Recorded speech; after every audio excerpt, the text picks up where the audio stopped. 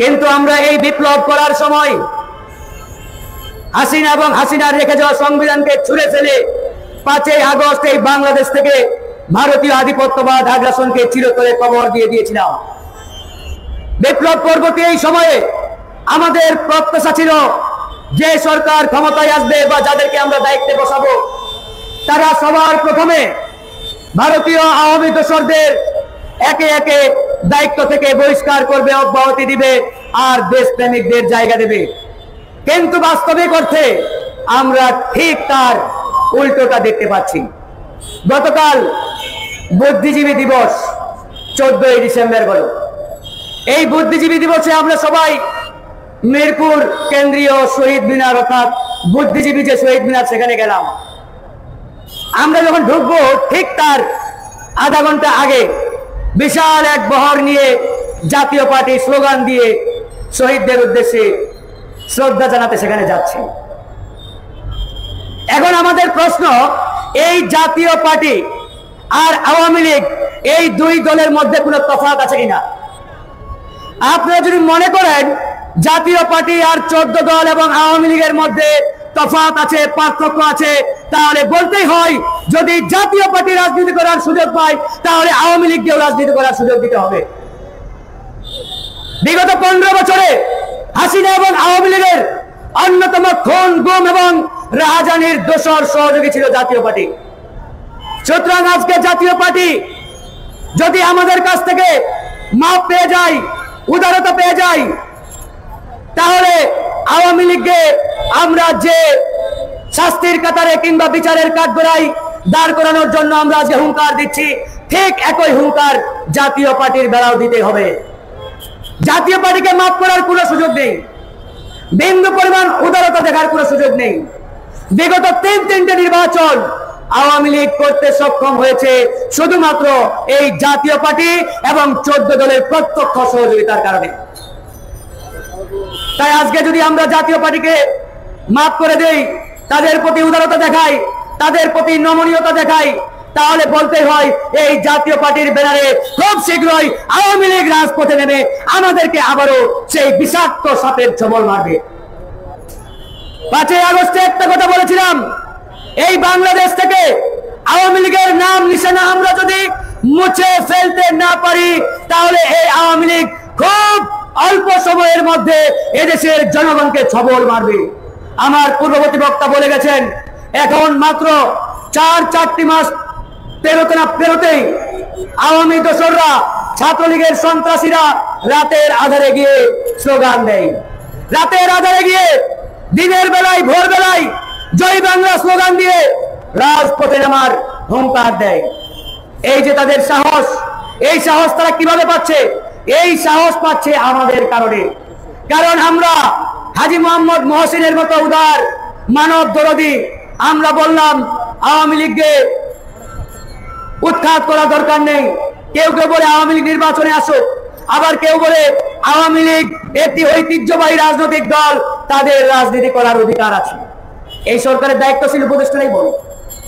তো এরকম যদি হাজী মোহাম্মদ মহসিন আমরা হয়ে যাই তাহলে বলতেই হয় এই আওয়ামী লীগ আবার বিষাক্ত সাপ হয়ে আমাকে আপনাকে ছবল মারতে দেরি করবে না। আপনি চোখ বন্ধ করে নিজেকে প্রশ্ন করেন, আগস্ট সেপ্টেম্বরে আওয়ামী যে সকল গুন্ডা বাহিনীর সন্ত্রাসীরা গর্তে লুকিয়েছিল তারা মাথা বের করার সাহস করে নাই। পাশে সচিবালয়, আগস্টের 20 তারিখ সচিবালয়ে গেলাম, শুনশান নীরবতা, খুনি হাসিনার একটা আমলা, কথা বলা তো দূরে থাক, মাথা বের করার সাহস করে নাই।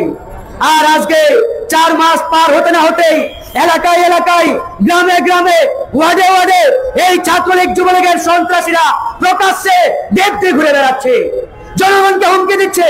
কয়েকদিন আগে বিএনপির কয়েকজন নেতার উপরে ককটেল নিক্ষেপ করে 5 থেকে 6 জনকে আহত করেছে, জামাতের নেতাদের উপরে আক্রমণ করছে। এর দায় আমাদেরকে নিতে হবে, কারণ আমরা উদার, আমরা দরদি। আমরাই বলেছি তারা রাজনীতি করুক, তাদের রাজনীতি করার অধিকার আছে। সরকারও নমনীয়, সরকারও উদারতা দেখায়, কিন্তু আওয়ামী লীগ একটা যে বিষাক্ত সাপ, এই কথা আমরা শুরুতেই বলে আসছি। এই সাপকে বিশ্বাস করলে এই সাপ আপনাকে ছবল মারতে দেরি করবে না।